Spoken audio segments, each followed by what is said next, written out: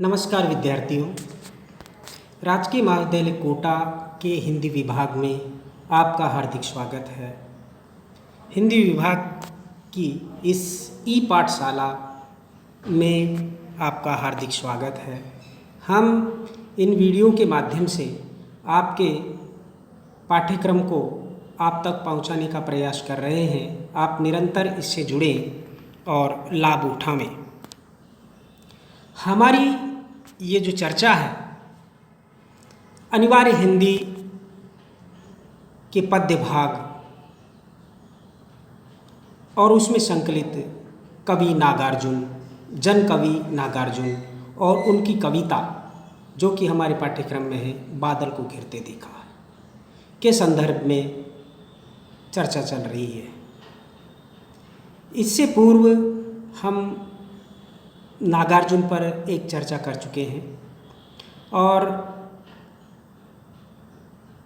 नागार्जुन के बारे में हमें ये जान लेना चाहिए कि नागार्जुन हिंदी साहित्य के इतिहास के एक महत्वपूर्ण कालखंड प्रगतिवाद जिसका श्री गणेश 1936 ईस्वी में माना जाता है, उसके प्रतिनिधि कवि हैं और एक लोक कवि हैं, जन कवि हैं, जनता के कवि हैं। नागार्जुन वैसे किसी वाद से बंधकर नहीं चले हैं। नागार्जुन एक प्रकार से स्वतंत्र प्रतिभा और मेधा के धनी कवि थे और इसलिए किसी वाद की सीमा में वो बंधे नहीं, लेकिन फिर भी चूँकि विचारधारा, जिस साम्यवादी विचारधारा का प्रभाव उन पर रहा और जन चेतना की जो काव्य कृतियाँ लिखी, रचनाएं लिखी, कविताएं लिखी, शोषितों का पक्ष जो उन्होंने अपनी कविता में लिया है, उस आधार पर उन्हें हम प्रगतिवादी विचारधारा के समर्थक, पोषक और प्रतिनिधि कवि के रूप में जानते हैं। नागार्जुन हिंदी से पहले मैथिली भाषा में रचनाएं किया करते थे और यात्री उपनाम से लिखा करते थे, जैसा कि हमने पिछली चर्चा में पढ़ा था। और उनका जो मूल नाम है वह वैद्यनाथ मिश्र था और बचपन का नाम ठक्कन मिश्र था। उन्होंने विदेह उपनाम से भी, जब वो काशी में रहा करते थे उस समय वैदेह उपनाम से भी उन्होंने काव्य रचना की है, लेकिन बौद्ध धर्म ग्रहण करने के बाद उन्होंने 1941 के बाद नागार्जुन नाम से ही काव्य रचनाएं करना प्रारंभ किया। पिछली चर्चा में हमने नागार्जुन की विचारधारा, उनकी रचनाएं, उनकी वैचारिकी और उनके कृतित्व, व्यक्तित्व के संदर्भ में, उनके जीवन परिचय के संदर्भ में विस्तार पूर्वक चर्चा की थी। और उस चर्चा में हमने देखा था कि नागार्जुन ने बहुत सारे काव्य संग्रह, खंड काव्य, प्रबंध काव्य, उपन्यास आदि लिखे हैं। वरुण के बेटे, बाबा बटेश्वर नाथ जैसे महत्वपूर्ण उपन्यास भी नागार्जुन के ही हैं। नागार्जुन की अगर हम विचारधारा की बात करें तो नागार्जुन एक प्रकार से सत्ता, व्यवस्था और पूंजीवाद के प्रति आक्रोश व्यक्त करने में हिंदी में के अग्रणी कवि हैं। उन्होंने कविता में राष्ट्र प्रेम और आज़ादी के बाद के भारत की यथार्थ तस्वीर अपनी कविता में खींची है। किसान, मजदूर, व्यापारी, नेता, जमींदार सब पर दृष्टिपात करते हुए उनका यथार्थ चित्रण अपने काव्य में उन्होंने किया है। उस सामाजिक विषमता पर आक्रोश किया है जिसमें व्यक्ति शोषित और उपेक्षित है। वैयक्तिक अभावों से पीड़ित जनता से उसे पर्याप्त सहानुभूति है। इस प्रकार से पिछली चर्चा में हमने उनकी जो वैचारिकी है उस पर बात की थी, उनके जीवन परिचय के संदर्भ में बात की थी। आज हम हमारे पाठ्यक्रम में जो उनकी महत्वपूर्ण कविता है बादल को घिरते देखा है। और बादल को घिरते देखा है कविता है, एक साधारण सी कविता है, लेकिन इस साधारण में भी एक असाधारण कवि व्यक्तित्व की छाप यहाँ पर है। हिमालय पर्वत की यात्रा, मानसरोवर की यात्रा, और उस यात्रा में उन्होंने जो कुछ देखा है उसका वर्णन इस कविता में किया है। आज की हमारी इस चर्चा के जो बिंदु हैं वो इस प्रकार है। बादल को घिरते देखा है कविता की पृष्ठभूमि पर विचार करेंगे। दूसरा बिंदु है कविता का मूल प्रतिपाद्य और सारांश, कि उसका मूल प्रतिपाद्य क्या है, और उस कविता को समझने के लिए उसको सार रूप में भी आपके सामने अलग से प्रस्तुत किया जाएगा, ताकि व्याख्या को समझने में आपको किसी तरह की दिक्कत न आए। फिर व्याख्या का नंबर आता है, तो उसमें सबसे पहले हम शब्दार्थ देखेंगे, और फिर इस चर्चा में जो भी पद शामिल हो सकेंगे उनके भावार्थ एवं व्याख्या विश्लेषण करेंगे। और इसमें जो भी पद हैं उनको पूरी तरह से समझने का प्रयास करेंगे। तो आगे देखिए, सबसे पहले हम बादल को घिरते देखा है कविता की पृष्ठभूमि, प्रतिपाद्य एवं सारांश पर विचार करेंगे। बादल को घिरते देखा है कविता नागार्जुन की एक महत्वपूर्ण कविता है। इसमें कवि के गहन निरीक्षण क्षमता और प्रकृति के प्रति अनुराग का भाव प्रकट हुआ है। यह कविता नागार्जुन के युगधारा काव्य संग्रह में संकलित है। ये ध्यान रखने की बात है कि यह कविता, कई बार इस प्रकार के प्रश्न भी पूछ लिए जाते हैं कि यह कविता कवि के किस संग्रह में संकलित है। तो यहाँ पर आप ध्यान रखिएगा, युगधारा से संकलित है, युगधारा में संकलित है। वस्तुतः नागार्जुन स्वभाव से घुमक्कड़ प्रकृति के व्यक्ति थे, भ्रमणशील व्यक्ति थे। एक जगह टिक कर रहना उनके बस की बात नहीं थी, उन्हें अच्छा नहीं लगता था। देशाटन करना और समाज का अनुभव लेना उनकी रुचि थी। नागार्जुन जगह जगह भ्रमण करते और उसी यात्रा को जी भरकर जीते थे और महसूस करते थे कि यहाँ पर क्या है, किस तरह से लोग रह रहे हैं, किस प्रकार की व्यवस्था है। उन अनुभवों को अपनी कविता का अंग बनाते थे। वह भारत ही नहीं अपितु आसपास के देशों तक का भ्रमण कर आए थे, जिनमें श्रीलंका, नेपाल, भूटान, म्यांमार आदि देशों में वो घूम कर आए थे। साथ ही साथ उन्होंने भारत के लगभग समस्त हिस्सों का भ्रमण किया था और सब चीज़ों का जायज़ा लिया था, उन्हें देखा था, परखा था। इसलिए उनका अनुभव समृद्ध हुआ। किसी यात्रा में वे हिमालय की दुर्गम चोटियों पर पहुंच जाते हैं। वहाँ जो उन्होंने महसूस किया, जिस अनुभूति को ग्रहण किया, वही अपनी कविता बादल को घिरते देखा है में प्रकट किया है। इस कविता में कवि ने वहाँ के सूक्ष्म अनुभवों को, अनुभूतियों को अपनी प्रकृति के अनुकूल, अपने स्वभाव के अनुकूल प्रभावपूर्ण ढंग से अभिव्यक्त किया है। यह कविता नागार्जुन की गहन निरीक्षण क्षमता, वर्णन कौशल, प्रकृति के प्रति गहरे अनुराग और आकर्षण की प्रतीक है। जब हम इस कविता को पढ़ते हैं तो पता चलता है कि नागार्जुन ने हिमालय, मानसरोवर और वहाँ की नदी झीलों का, वहाँ के लोगों का, वहाँ के जनजीवन का किस प्रकार से बारीकी से निरीक्षण किया है और फिर उस बारीकी के निरीक्षण का किस प्रकार से कुशलता के साथ वर्णन किया है। प्रकृति के प्रति उनका गहरा अनुराग, गहरा प्रेम और आकर्षण भी इस कविता में दिखाई देता है।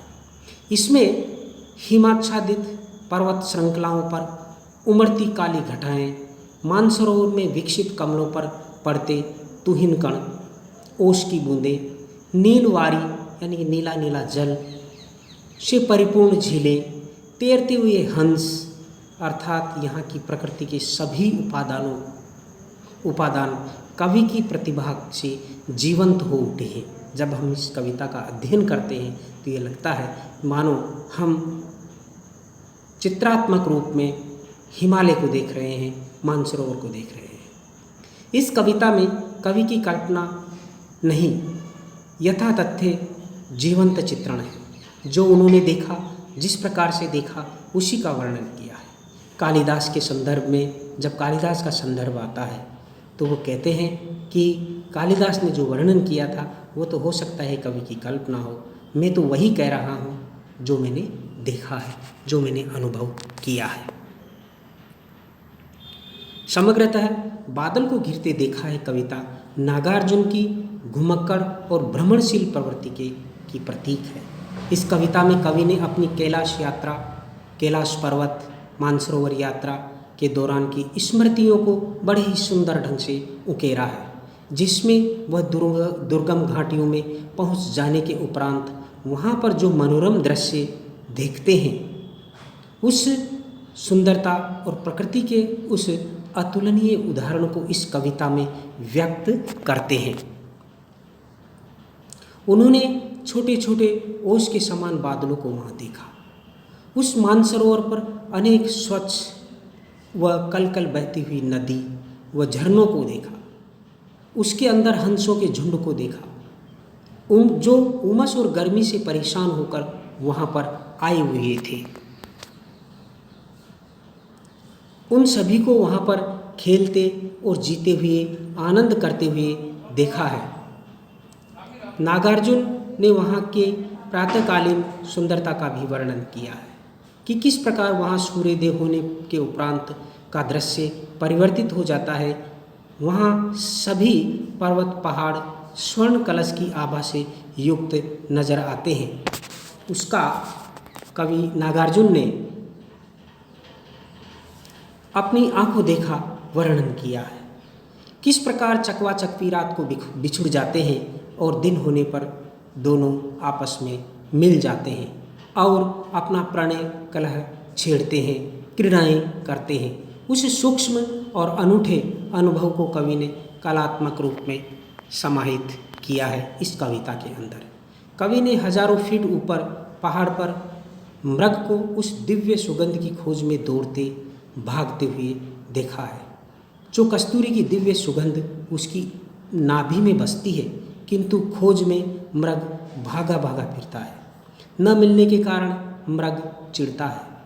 उस दृश्य को साक्षात कवि ने चित्रांकन किया है या कि चित्रात्मक रूप में प्रस्तुत किया है और पाठक के सामने वह दृश्य एक प्रकार से अपनी आंखों में तैरने लगता है।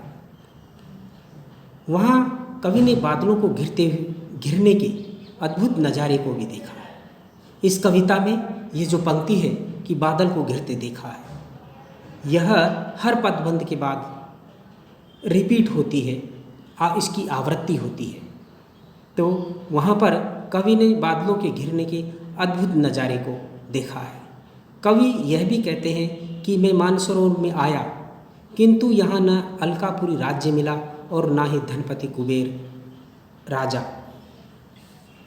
जो कालिदास ने जो अपनी रचना मेघदूत में विद्युत्मा के संदेश हेतु मेघदूत को भेजा था या उसकी कल्पना की थी, वो बादल भी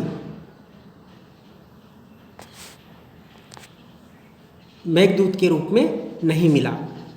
कवि सोचते हैं कि शायद वह यहीं बरस गए होंगे, आगे नहीं गए होंगे, संदेश लेकर के नहीं गए होंगे। किंतु यह भी कहते हैं कि हो सकता है ये सब बात कवि की कल्पना रही होगी, कवि की काल्पनिक कथा होगी, काल्पनिक वर्णन होगा। इसलिए नागार्जुन इस प्रसंग में कहते हैं कि जाने दो, वह कवि कल्पित था, दृश्य था। लेकिन मैंने जो आज यहाँ अपनी आँखों से इस मानसरोवर में हिमालय पर्वत पर, कैलाश पर्वत पर जो देखा है वो वास्तविक है। बादलों को आपस में लड़ते, गरजते, भिड़ते और बरसते मैंने अपनी आँखों से देखा है। मैं उसका साक्षी हूँ, ये मेरी कल्पना नहीं, ये साक्षात और यथार्थ वर्णन है। कवि ने वहाँ के निवासियों और वहाँ के सौंदर्य का भी वर्णन किया है कि किस प्रकार यहाँ पर नदियाँ झरझर कल कल करते करके बहती है। यहाँ किस प्रकार देवदारू के वन हैं और किस प्रकार लोग अपना निवास कुटिया आदि के लिए भोजपत्रों का उपयोग करते हैं। यहाँ किन्नर किन्नरियाँ अंगूर से बनी मदिरा के नशे में मस्त होकर कोमल कोमल उंगलियों से बंसी बजाते और नाचते गाते हैं। मैंने ये दृश्य अपनी आंखों से देखा है। हिमालय पर्वत पर मैंने स्वयं बादलों को घिरते, बरसते, उमड़ते घुमड़ते देखा है। हिमालय पर मैंने दिव्य रंग बिरंगे सुगंधित फूलों से निकली मनोरम खुशबू को महसूस किया है। वहाँ के निवासियों ने अपना श्रृंगार किया है, वह अनूठा है, अनुपम है। यहाँ के लोग मृगछाल पर पालथी मारकर मुद्रा आसन में बैठते हैं और योग करते हैं, विविध क्रियाएं और तपस्याएं करते हैं। कवि ने कविता में किन्नर किन्नरियों के जीवन और गतिविधियों का बड़ा ही आकर्षक और मनोरम चित्र अंकित किया है।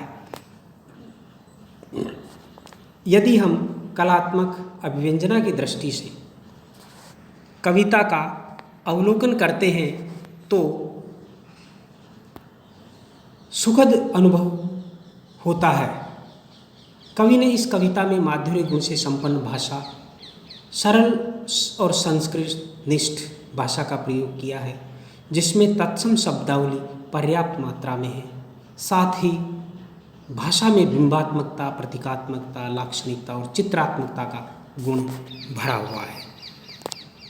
कविता में सरस वर्णनात्मकता और मानवीकरण अलंकार का प्रभावपूर्ण ढंग से प्रयोग हुआ है, या कि इस प्रयोग को देखा जा सकता है।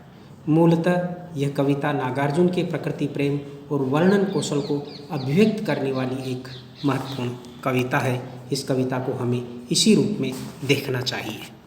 अब बारी है बादल को घिरते देखा कविता की पदों का भावार्थ, व्याख्या, विश्लेषण और शब्दार्थ का। कवि नागार्जुन कविता में लिखते हैं कि अमल धवल गिरी के शिखरों पर बादल को घिरते देखा है, छोटे छोटे मोती जैसे उसके तुहिन कणों को मानसरोवर के उन स्वर्णिम कमलों पर गिरते देखा है, बादल को घिरते देखा है। यहाँ पर हम कुछ शब्द आए हैं, उनका अर्थ जान लेते हैं। अमल अर्थात स्वच्छ, निर्मल। धवल अर्थात सफ़ेद। शिखर चोटी या कि पहाड़ की चोटी, पहाड़ का सबसे ऊंचा स्थान। तुहिन अर्थात पाला, तुषार, हिम या बर्फ। स्वर्णिम अर्थात सुनहरा, सोने जैसा। भावार्थ, कवि नागार्जुन कहते हैं कि मैंने अपनी आंखों से स्वयं अमल धवल अर्थात स्वच्छ उज्ज्वल हिमालय के श्वेत शिखरों पर बादलों को घिरते देखा है, उमड़ते घुमड़ते देखा है, उन्हें पानी से बादल बनते देखा है। छोटे छोटे मोती के कण होते हैं, ठीक उसी प्रकार हिमालय प्रतीत होता है। हिमालय पर जो बर्फ़ गिरती है, बर्फ़ के कण गिरते हैं, ओस के जो कण गिरते हैं वो चमकते हैं, और उससे लगता है कि हिमालय स्वर्णिम आभा से मंडित है। उनके शीतल तुहिन कणों को मानसरोवर के सोने जैसे कमलों पर गिरते हुए देखा है। हिमालय पर्वत पर मैंने बादलों को घिरते देखा है, उमड़ते घुमड़ते देखा है, और ये दृश्य बड़ा ही मनोरम हुआ करता है। हिमालय पर्वत की चोटियों पर बादलों की सुंदरता मैंने खुद जा कर के देखी है, मैं उसका साक्षी हूँ। छोटे छोटे ओस की बूंदों के समान मोतियों से जैसे रूप को देखा है। मैंने ओस की बूंदों को मानसरोवर के स्वर्ण रूपी कमलों पर गिरते हुए बहुत सुंदर आकर्षक रूप को अपनी आंखों से देखा है, मैंने स्वयं महसूस किया है। वहाँ इस तरह बरसते बादलों का दृश्य अत्यंत ही मनोरम और आकर्षक होता है। ऐसे सौंदर्य को मैंने बार बार अनुभव किया, अपनी आंखों से देखा है। पद का अर्थ पूरा हुआ। अब हम इस पर विशेष टिप्पणी भी कर सकते हैं। एक तो संस्कृत शैली या क्लासिकल शैली का प्रयोग इस कविता में हुआ है। अगर इस तरह का प्रश्न पूछा जाता है कि कविता की शैली कैसी है भाषा की दृष्टि से, तो वो संस्कृत शैली और क्लासिक शैली के अंतर्गत आती है। प्रकृति का आंखों देखा वर्णन इसमें है, शब्द बिंबों का प्रयोग हुआ है, लक्षणा शब्द शक्ति का प्रयोग हुआ है। ये इस कविता का वैशिष्ट्य है।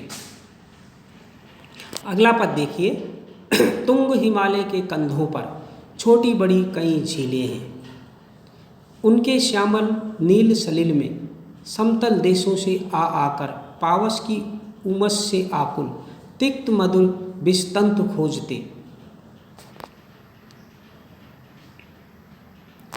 हंसों को तिरते देखा है, बादल को घिरते देखा है। शब्दार्थ देखिए, तुंग अर्थात उन्नत या कि ऊंचा, श्यामल अर्थात कृष्ण वर्ण का या हल्का काला या सांवला, सलिल यानी जल, पावस वर्षा, तिक्त नीम जैसा स्वाद वाला हल्का जो कड़वा होता है, कसेला होता है, विस्तंतु यानी कि पानी में पैदा होने वाले पौधे, कमल तंतु आदि जिन्हें कमल हंस खाते हैं।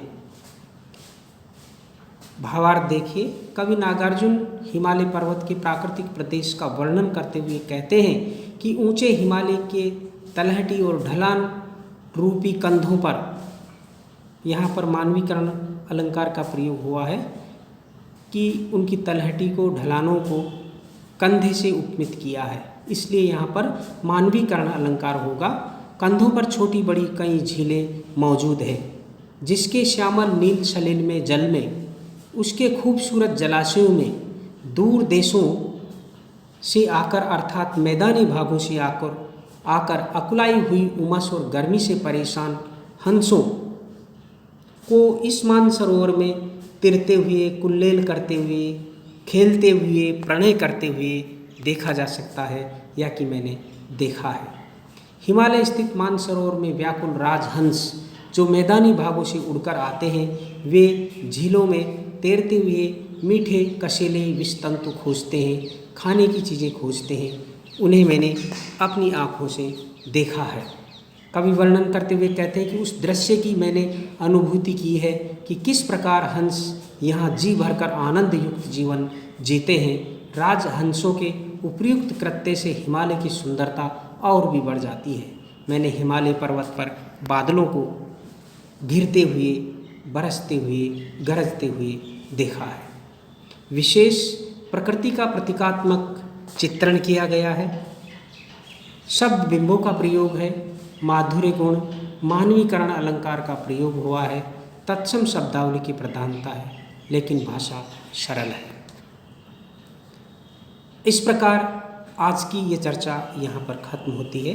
अगली चर्चा में हम नागार्जुन की इस कविता के शेष पदों का अध्ययन करेंगे और फिर इसके बाद इस पाठ पर बनने वाले प्रश्नों पर विचार करेंगे। आप निरंतर इस राजकीय महाविद्यालय कोटा के YouTube चैनल से जुड़े रहें और अपने समय का सदुपयोग करें। धन्यवाद।